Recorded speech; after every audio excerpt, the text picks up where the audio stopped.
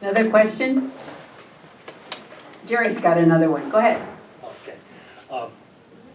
Have you ever buttonholed the people at CAUC, the Unitarian Chicagoland folks, or the UUSJ, the Unitarians for Social Justice, which has people from a lot of churches too? I'm just curious if they've ever been approached and why they said no. What they said. So Jerry's question is whether there's been a request to CAUC or to UUSJ for support of the program. So I guess, Dawn, I don't know if you want to talk about it historically or we have Roberta answer for the present. What would you like? Let Roberta. Let Roberta deal with it, okay.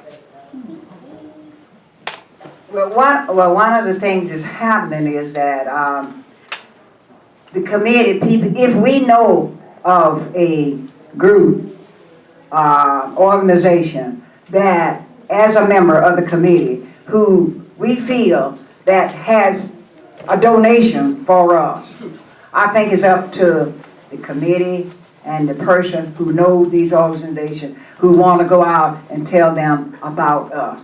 Now, one of the things that I have to truly say that Winnetka congregation, they've been with us about 25 years, I said. And then also, Unity been with us now about 6 years.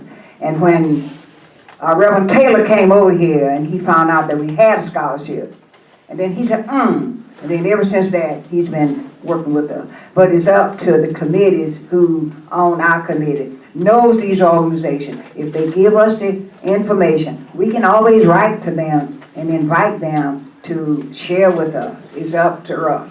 And also, and if you know someone that got some money, don't know what to do with it, we're right here waiting.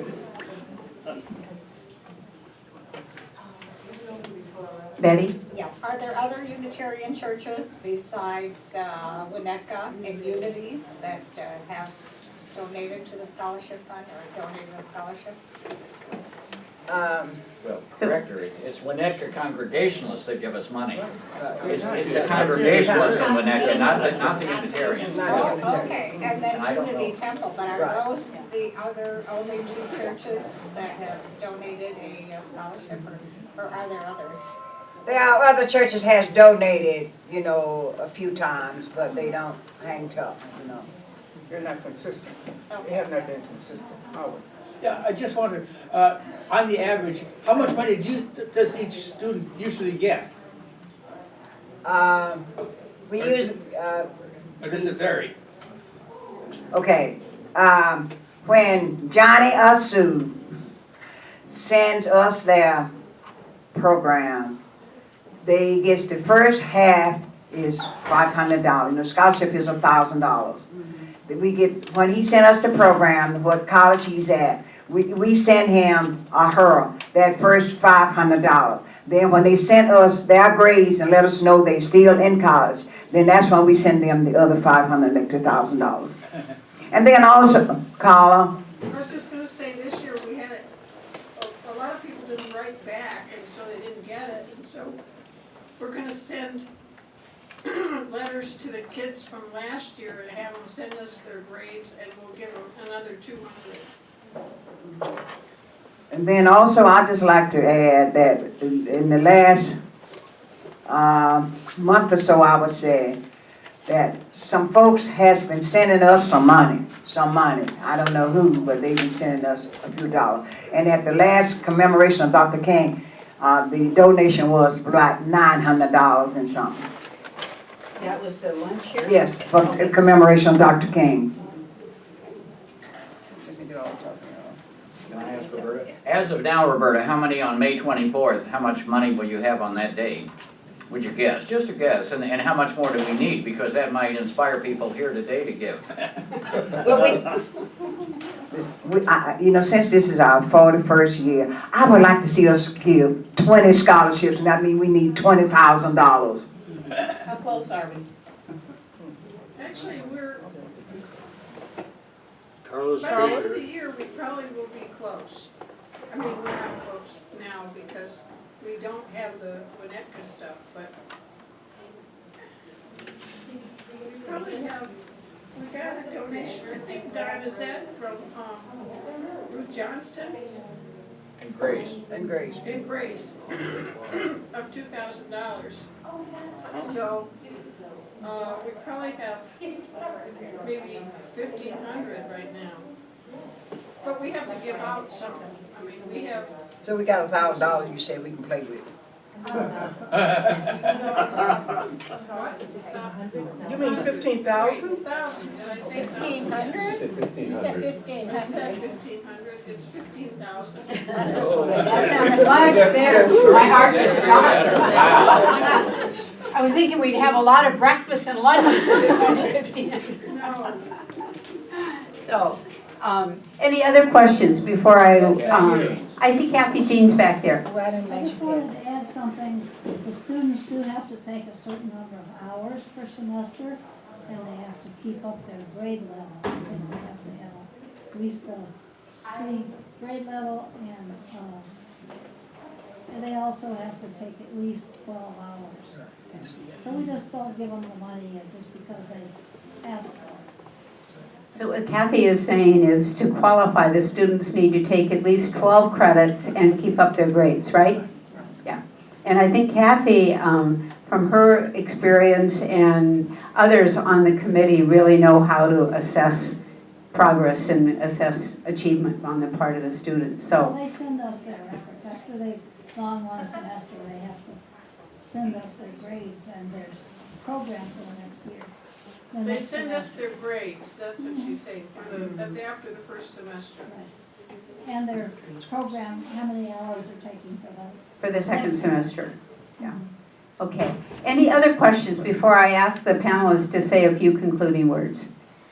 Yes, Betty. I have another question. I remember several years ago, it was difficult for the counselors to actually advertise the program. For some reason, they weren't doing that in the schools. So they weren't drawing kids to apply for the scholarships. I do remember that was an issue. Is that an issue any longer? I mean, does everybody know in the schools that we are at, that these scholarships are available and the counselors are advertising them and getting students to apply for them? Okay, I just want to, okay, I have not served on the committee for a while, but at one period of time, I realized that counselors do tell students, and somehow, something drops along the way. Even when, it was my experience, even when the students had the application and the information about the scholarships, they sometimes did not get their application in, okay? And so that is something, and some of them will say, oh, I didn't get the application, but yeah, they did. So something happens sometimes. I guess when we're teenagers, things happen. Carla. I wanted to just say that one year, and I don't know why this happened, maybe the committee did a great job, but we got 44 applications one year, and that year, we could not give them all out. So that year, you know, we always interview all the kids, but it's hard, everybody can't interview every kid, so it's hard to divide them, and that year we divide them by their ACT scores. We just said everybody over 21 gets it. It happened to come out how much money we could spend. And, but when we get 44, we can't give them all out. Selectivity. So we only have a few minutes left because I would like to leave a chance for all of you to visit with our panelists before we need to go upstairs at 11 o'clock. But if any of you would like to make a final comment? When I talked to Eleanor this week, seeing what she remembered, the crucial change in the scholarship fund before, in the early days, all we did was have pancake breakfasts and sell things, and it was just peanuts, is all we could do. And then somebody, and she had a name in the church, who turned the thing around a bit, was he decided to give $1,000. His father had died that year. And suddenly people thought, aha, it doesn't have to just be pancakes. you know. And I think that is very much alive today, when people, when something happens in a family or something like that, or on our memorial services, you know, at the bottom, it often says, give the money to the scholarship fund. And that has really changed, to enable us to have a lot more money. And I hope that continues. I bet there's somebody here today that's gonna come up to Roberta Wilson afterwards and say, you know, my mama died last year and I'd like to do something for her. Or my cousin in Peoria maybe died. And do you want to remember her? And that's important too. So that's the way it's going to come in. It's great that we're having a lunch today, and it's great that you had a pancake breakfast 2 weeks ago, but it's got to take more than that. It's got to take us as individuals, okay? Well, I want to say a very special thank you to Mr. Williams and to Don and to Betty and to Roberta and to Vivian in absentia. I think their preparation today in terms of telling their stories, and Don, especially to you for sharing your background, really puts some, to me, it puts some more of the passion in our Austin Scholarship Program that we all who have been kind of coming to the pancake breakfast, coming to the lunches and writing checks, now really understand the force of the heart and the passion that created this program. And so, I want to, on behalf of all of you, say a big thank you to all of these wonderful people. And Mr. Williams, did you want to add the last word? I would love to give you the last word. The principal should have the last word. It doesn't have to be the last word, Absolutely. but it would be a challenge possibly. I know of one story of one of the young men who received one of the scholarships from the Bellamy family, and you probably remember that. Roberta knows that family. He went on to become one of the top assistants in the state of Kentucky for the governor. And I wondered whether, with the affordable health care and Kentucky being one to have a plan, if that student had anything to do with that, because he was at the top, his name, yeah, he's at the top, Corey Bellamy. And he, even when the governors changed, they didn't change him. He was that good. And so I just wondered whether that would happen. Which gave me the idea for the challenge. I wonder how many of those former students could come together and share their stories. At some point. Another forum. Another forum, but for those students over this number of years to tell their story. That would be the one I would just love to be here to hear. So this church is very strong in its will. That's one I hope you will pick up. Thank you. Well, and a big thank you, and I would like everybody to stand and give them a round of applause. Yes! What a morning, thank you.